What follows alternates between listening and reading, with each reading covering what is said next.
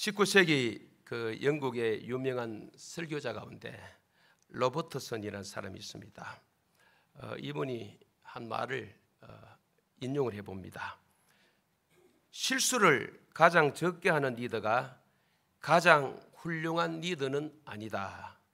가장 훌륭한 리더는 자신이 저지른 실수를 발판 삼아 가장 눈부신 승리를 거두는 것이다. 그러므로 이미 저지른 실수에 대해서는 잊어버리고 승리를 위한 국리를 하라. 미국의 역대 대통령 가운데 가장 존경받았던 인물이 있죠. 에이브러햄 링컨이죠. 링컨인데 링컨에게 어떤 사람이 질문을 합니다. 당신의 놀라운 성공과 존경받는 삶의 비결이 무엇입니까? 물으니까 링컨이 답을 합니다. 실패입니다. 수많은 실패를 했기 때문에 오늘 이 자리까지 올 수 있었습니다. 이 말했죠. 우리 성경 구절은 아니지만은 저도 어린 시절에 좀 들었던 청소년 시기에 실패는 성공의 뭐라고요? 어머니다. 참 뭐 어떻게 인용하기 따라 느낌이 다를 수 있지만은 참 좋은 것 같습니다. 우리 직업상도 여러 직업을 가짐으로 말미암아 또 이 직업 저 직업 속에서 어려움 겪는 분들이 계시죠. 뭐 가만 보니까 저는 우리 형제간에는 한 가지 일만 오래 하고 있다고 아마 수개월 전에도 말씀을 나눴는데 아마 그건 우리 아버님의 영향인 것 같습니다. 어느 한 가지 하면은 옛날 어른들을 뭘 봐야 된다 그러잖아요. 계속 가르쳤어요. 이것 바꾸고 저것 바꾸고 하지 마라. 그러다 보니까 저도 뭐 83년도부터 목회를 했으니까 뭐 41년이 뭐 됐죠. 우리 밑에 동생이 약업사 일을 한 40년 하는 것 같아요. 20대 초에 들어가서. 또 그 밑에 동생 우리 수건 집사가 또 청소년 수련 교사로 한 30년 되는 것 같아요. 막내는 우리 현대자동차에 한 30년이 넘은 것 같아요. 다들 40년이면 30년 한 가지 일을 하고 있어요. 그리고 우리 막내는 은퇴하려면은 아이 많이 남았거든요. 막내는 현대자동차에서. 그러고 보면은 적어도 30년은 다 의리하는 일이다 보니까 뭐 어떤 일로 통해서 뭐 이 일 저 일을 한 번 없지만은 우리 교회 장로님 가운데 제가 가만 생각해 보니까 또 아니까 우리 조성열 장로님은 한우물 파신 것 같아요. 원사로서 36년. 이야, 참 놀랄 일이죠. 별로 안 놀라시네 여러분들 그죠? 한 50년 하시는 동안 원사로서 36년 하시죠. 예. 우리 이창호 장로님 제가 알기로는 직업을 들어 바꾸셨습니다. 지금 이제 자리 잡으셨죠, 그렇죠? 예, 우리 심 장로님도 전현주 권사님 이야기 들어보면은 우리가 안 해본 일 없인데 양발 팔로도 다녀보고요. 이 부끄러운 일 아닙니다, 그죠?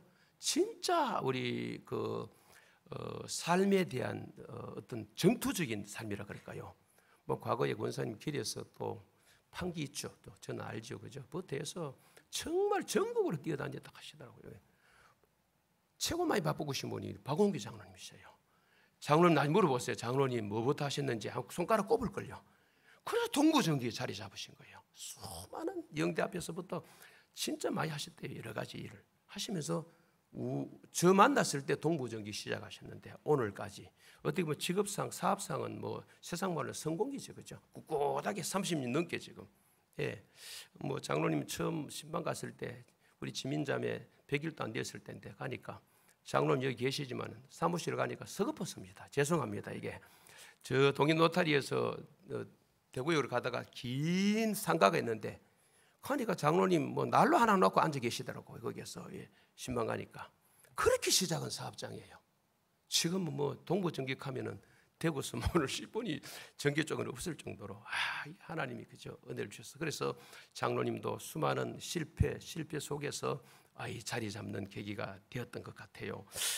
여러분 이런 말이 있습니다. 참 이 말이 좋은 말 같아요. 실패보다 더 무서운 것은 실패에서 아무것도 배우지 않는 것이다. 좀 마음에 들죠?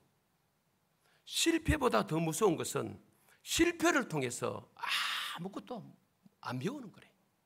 실패를 통해서 실수를 통해서 배우면서 우리가 나가는 거잖아요. 오늘 성경 본문이 바로 그겁니다.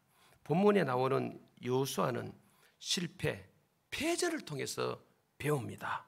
7장에서 1차 아이성 전투에서 패전을 경험했던 내용을 지난번에 나눴습니다. 그 이유가 뭐였습니까? 한 세 가지가 있었죠. 하나님의 인도를 받지 않았습니다. 너무 가볍게 생각했죠. 여리고성 무너뜨리고 보니까 아이성 전도 요 정도야 흔히 말로 세 발의 피라 그래야 됩니까? 아무것도 아니다. 그래서 정말 하나님 앞에 기도하지 않고 인도받지 않는 내용을 우리 살펴보았죠. 그리고 자만해서 최선을 다하지 않았죠. 그 내용도 우리 7장에서 잘 나왔었습니다. 그리고 아간이 결정적으로 범죄했기 때문인 것으로 보았죠. 패전 후에 여호수아가 기도할 때 하나님께서 범죄한 사람이 있으니 색출해서 처단해야 된다. 그래서 찾아내어서 제비뽑기로 아간을 찾아내어 처단했지 않습니까? 그리고 오늘 이제 8장이 시작되는데 7장이 아이성 전투의 1차 전투였다면 8장은 이제 2차 아이성 전투가 되겠죠. 이스라엘이 승리하는 내용이 우리 이 8장에 기록됐는데 이 시간 다 못 나누고 두 차례 걸쳐서 이 8장을 좀 나눌까 합니다. 먼저는 이 1차 때와는 전쟁의 시작과 과정과 결말이 이 8장을 보면 너무 달라요. 너무 달라요. 그 내용을 오늘 좀 앞쪽에 있는 내용을 좀 살펴볼까 합니다. 먼저는 분명한 첫째로 볼 수 있는 것은 하나님의 뭐가 있어요? 명령이 있어요. 그래서 앞쪽에 저를 보면은 1절 2절을 보면 하나님께서 응답하신 저는 결과라고 봅니다. 여호수아의 기도에 대한 응답이요, 아간이 지은 죄를 하나님 이스라엘 공동체가 해결한 결과라고 볼 수 있겠죠. 이 아이성 전투를 기록한 7장 1절에서 8장 29절까지 쭉 보시면은 하나님께서 여호수아에게 직접 말씀하신 것은 두 번입니다. 첫 번째가 7장 10절에서 15절 말씀을 지난번에 보았죠. 그 말씀하신 뒤에 7장 6절에서 9절 앞쪽에 보면은 여호수아의 기도가 있었구나. 하나님께서 이렇게 응답하실 때 하나님이 응답하신 말씀하신 이전에 7장 6절에서 9절에 여호수아의 기도에 대한 응답으로 7장 10절에서 15절 말씀을 주셨다는 것을 보게 되죠. 그렇다면 두 번째 오늘 8장 1절 2절의 하나님 말씀인데 역시 이 말씀 역시 여호수아의 기도에 대한 응답으로 보는 것이죠. 7장을 보면은 사실은 여호수아가 기도도 없고 더불어서 하나님의 인도를 받는 일이 없어서 실패한 결정적인 계기가 되었지만은 이 8장은 그렇지 않습니다. 하나님께서 여호수아에 대한 기도에 대해서 응답해 주시는데 하나님 응답으로 시작하죠. 그 응답이 뭡니까? 우리 1절 한번 읽어보실까요? 1절 시작. 여호와께서 여호수아에게 이르시되 두려워하지 말라, 놀라지 말라. 군사를 다 거느리고 일어나 아이로 올라가라. 보라, 내가 아이 왕과 그의 백성과 그의 성읍과 그의 땅을 다 내 손에 넘겨 주었으니. 하반절에 다 내 손에 넘겨 주었다. 그렇지만은 중반절에 군사를 다 거느리고 일어나 아이로 올라가라. 이 말씀 우리 주목해야 됩니다. 하나님이 넘겨주신 적이라도, 하나님이 넘겨주신 땅이라도 인간이 해야 될 태도가 뭡니까? 최선을 다하는 태도. 예. 이걸 우리가 봐야 되는 것이죠. 예. 군사를 다 거느리고 일어나 아이로 올라가라.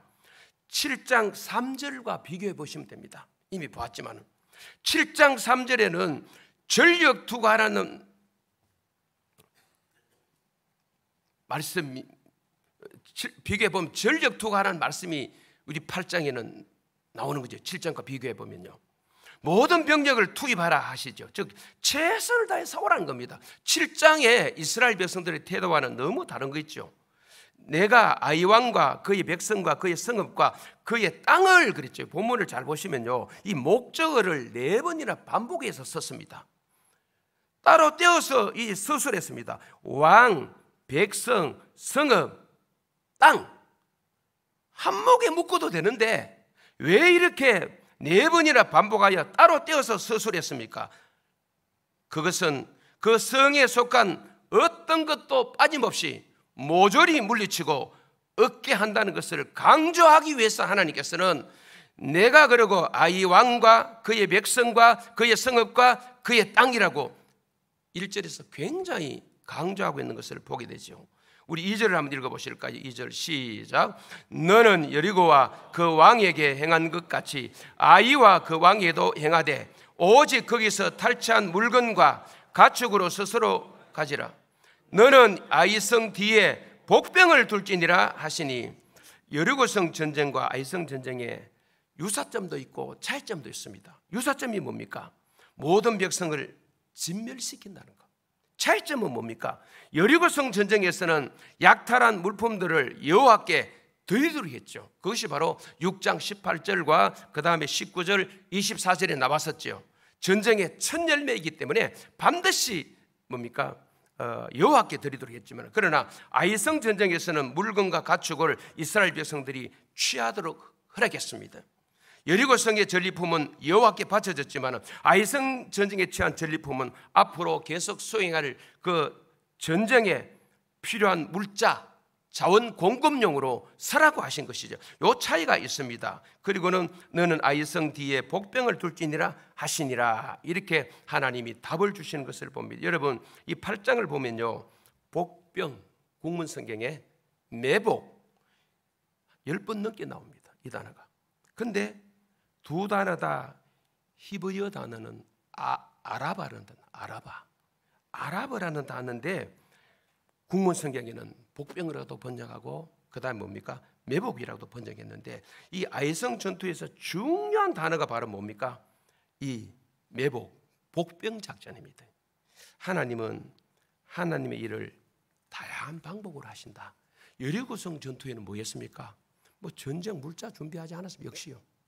그냥 7일 동안에 첫날 한 바퀴 돌고 여새까지는 여리고성 한 바퀴 돌아라.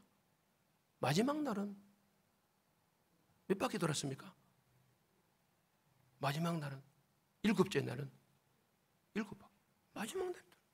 그게 전쟁 방법이었어요. 우리는 고정관념이라는 게 꽂혀 있어서 하나님은 이렇게 하실 것이다. 하나님은 저 사람을 통해서, 하나님은 이 사람을 통해서, 하나님은 이런 방법으로. 우리가 너무 이런 쪽으로 묶여 있어요. 꽂혀 있어요. 아닙니다. 하나님이 일하시는 방법은 너무 다양하다는 것이죠. 우리 그 하나님의 다양한 방법을 인정하셔야 됩니다. 오늘 이 본문만 봐도 뭡니까? 복병 작전이에요. 오늘은 복병. 복병 작전이 이런 방법으로 일하시는구나. 그래서 저희 교회도 하나님이 일하실 때 순간순간 다를 수 있구나 한 거를 우리는 저는 목회 속에서 많이 경험하죠. 아, 하나님 또 이렇게 하시네. 하나님 또 이런 사건을 통해서, 이분을 통해서 때로는 생각지도 못한 일, 방법, 생각지도 못했던 사람을 통해서 하시고, 오늘날 보니까 또 훌쩍 떠나기도 하시고. 저는 떠나면 안 되는 줄 알았어요. 제가 그래서 힘들어요. 2017년도 1월 17일, 2017년도 2월 7일 생생히 기억하고 있고, 그의 연말에 12월 생생히 기억하고 있어요. 목양실에서 인사하고 돌아가는데 찬바람이 너무 일어가지고 지금도 제가 상처는 사실이 있습니다. 이래 헤어지면 안 되는데, 사람이 이래 헤어지는 게 맞나? 세상 사람들 너무 마음이 힘들었어요. 제가요. 지금도 인사 못할 건 아니에요. 결혼식 때 다 보고 하지만 정말 힘들었어요. 날짜 기억하고 있는 거 보세요.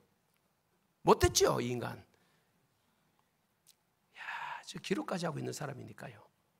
일지를 쓰고 있는 사람 아닙니까? 20년 넘게 매일 내가 뭐 했는지 구체적으로는 안 적지만 마음이요. 사람은 당해본 사람은 안다, 그죠? 힘들었어요.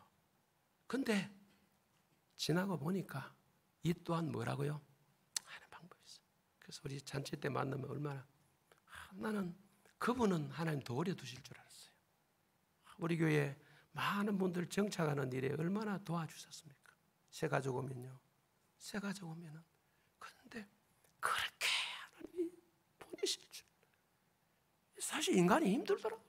우리 박종석 선교사님 근본이 힘들어가지고 7년, 8년, 9년 길러놨더만 한국에서 로제라는 이 자매 이름 개명이 바꿔가지고 예명입니다.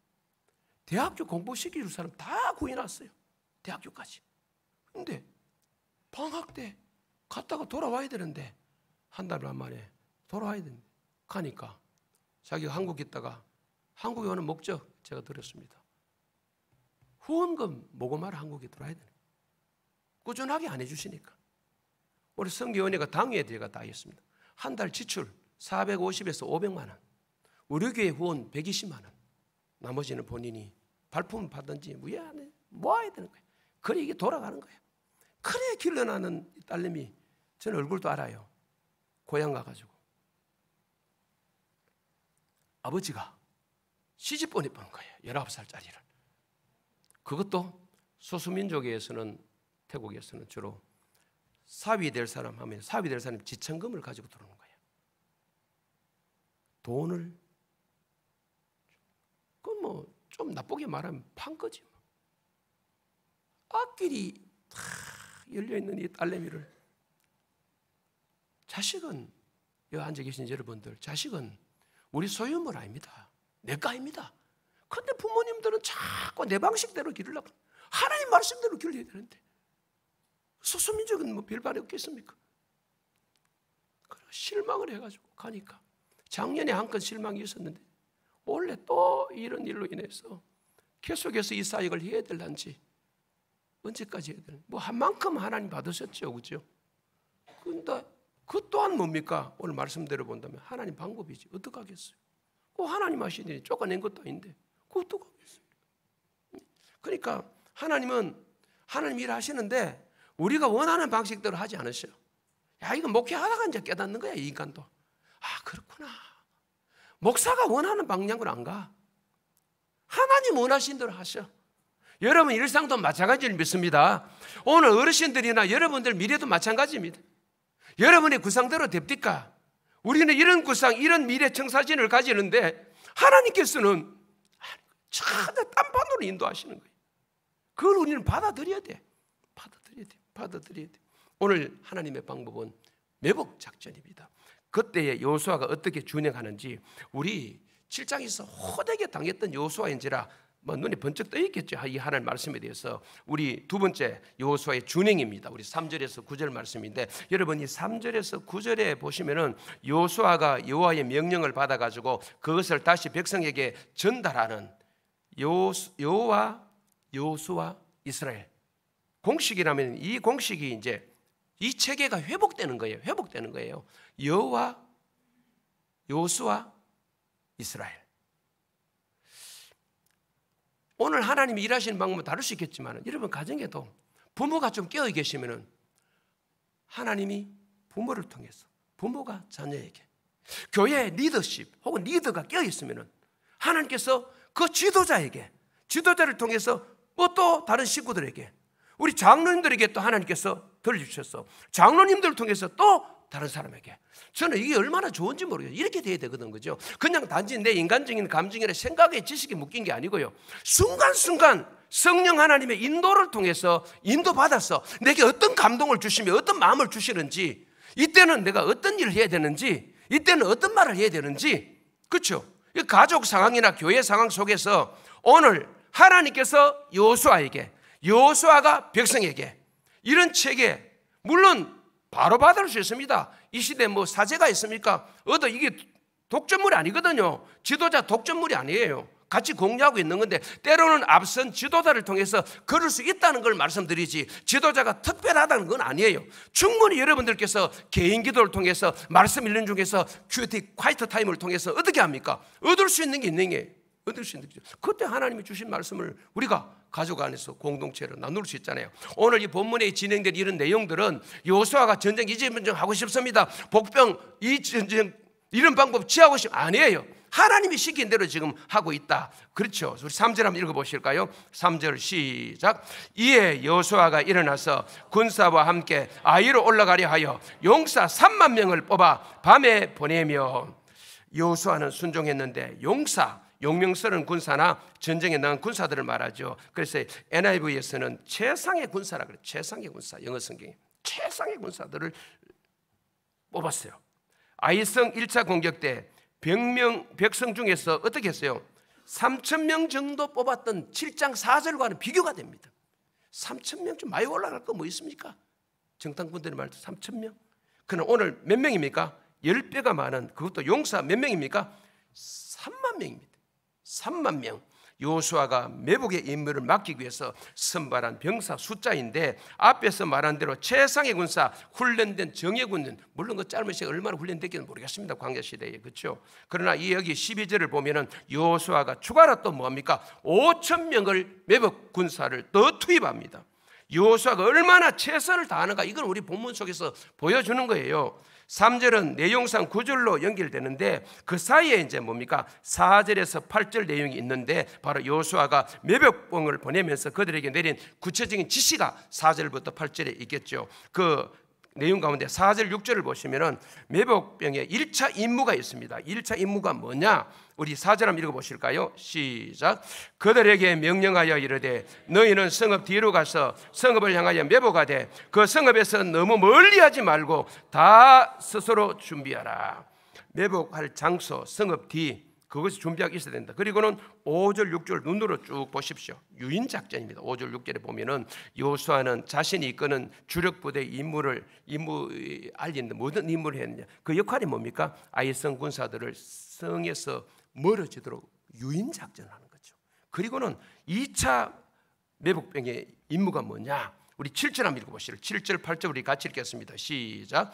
너희는 매복한 곳에서 일어나 그 성읍을 점령하라. 너희 하나님 여호와께서 그 성읍을 너희 손에 주시리라. 너희가 그 성읍을 취하거든 그것을 불살라 여호와의 말씀대로 행하라. 보라 내가 너희에게 명령하였느니라 하고 여호수아는 매복병에게 2차 임무를 지시합니다.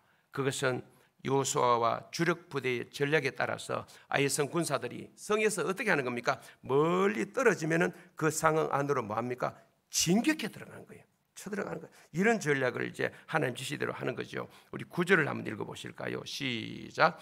그들을 보내매 그들이 매복할 곳으로 가서 아이 서쪽 베델과 아이 사이에 매복하였고 여호수아는 그 밤에 백성 가운데서 잤더라.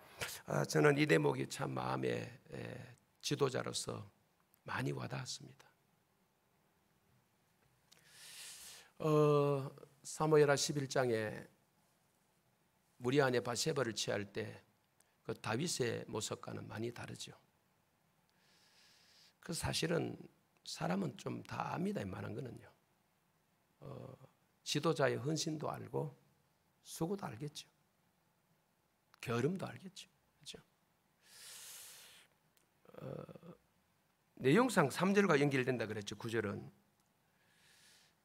여호수아는 매복을 위해 선택한 용사들에게 구체적인 지시를 내린 후에 그들을 매복할 장소 곧 베델과 아이성 사이를 보냈는데, 베델은 지리적으로 아이성 서쪽에 위치한 성읍으로서 두 성읍 사이는 한 3-4km 떨어져 있습니다. 그런데 9절을 가만히 보면 방금 말씀 그건 뒤에 드리겠고요. 여기 4절에서 8절의 여호수아의 명령을 통일성 있는 단어로 묶어놨는데 3절 9절에 보내다, 국문성경을 보시면 보내다, 3절 9절에 밤이라는 단어, 4절 9절에 매복이라는 단어, 매복, 4절 8절에 명령하다는 단어, 이런 표현이 3절에서 9절로 이루어진 이 단락 앞뒤에서 반복적으로 계속 나와요. 반복적으로 나오면서 그때 9절에서 한 말이 방금 말씀드린 대로 여호수아는 매복할 용사들을 보내고 그 밤에 백성 가운데 자는 거예요.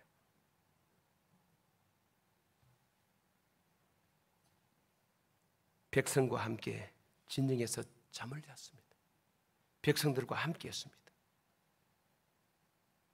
물같이 녹아버린 마음이 그 당시 이스라엘 백성들의 마음 아닙니까? 7장 5절을 보면요, 다시 그들을 일으키고 그들의 용기를 다시 북돋워주기 위해서 역할을 하는데, 지도자가 말만 하는 게 아니고 그들의 그 처지에 같이 있는 거예요. 참 중요하다 저는 생각합니다. 마가복음 3장 13절 이하에서 예수님이 제자들을 부르시는데 일 시키기 전에, 전도도 하고 귀신도 쫓아내는 그 이전에 나와 함께 있게 하시고, 저는 이 제자 훈련에서 너무나 소중한 구절이라고 생각하거든요. 리더와 제자, L과 F가 같이 하는 거예요. 오늘 한국교회가 이걸 너무 많이 잃어버렸어요. 저는 개척하는 후배 목사님들에게 도전하고 있습니다. 설교 하나만으로 개척 쉽지 않다. 자기가 설교 잘한다고 강단 중심으로. 아니요. 유튜브에 지금 설교 홍수 시대예요. 가정 안에 앉아서 골라 듣고 있습니다. 그와 차별성이 뭐냐? 교인들과 같이 하는 거다. 좀 전투적인 움직임이 필요하다. 전도하러도 나가고 말이죠. 그죠? 뭐 옛날 우리 교회 자랑할 필요는 없지만은, 그죠? 막 현장 뛰고 공장에 들어가고 회사 들어가야 되죠. 역 앞에 가서 전도도 하고 길거리 노방전도 축구전도 뭐 앉아서 이 코프는 가만히 있으면 오겠지. 개척교회 안 갑니다. 저하고는 또 다릅니다. 30전하고는. 목사가 전투적이지 않으면은, 영적 투사가 되지 않으면은 더 어려운 거죠. 이거를 잘하는 분이 우리 애종의 아버지예요. 구미에서 애종의 아버지 김재훈 목사님. 개척한 지 코로나 시기 개척했는데 선교지 이번에 태국 갔더니만 또 예배당 하나 헌당했더만 자기는 못 가도요. 개척한 지 얼마 안 돼. 남은 교회라고. 이분이 주 5일 전도하러 나갑니다. 하루에 100명씩 만나서 100명씩. 때로는 부끄러울 때 있죠. 우리가 계속 전도. 사모님 일, 목사님 일 안 합니다. 이 사람들은 전도하는 게 일입니다. 그러니까 또 모여요. 교회가 돌아가요. 그렇죠? 올인한 거죠. 시골 교회 10수년 있다가 나와가지고 50 훌쩍 넘어가 60이 다 돼가 개척해가지고 죽을 판 살 판 거든만. 도전적인 거예요. 도전하는 거예요.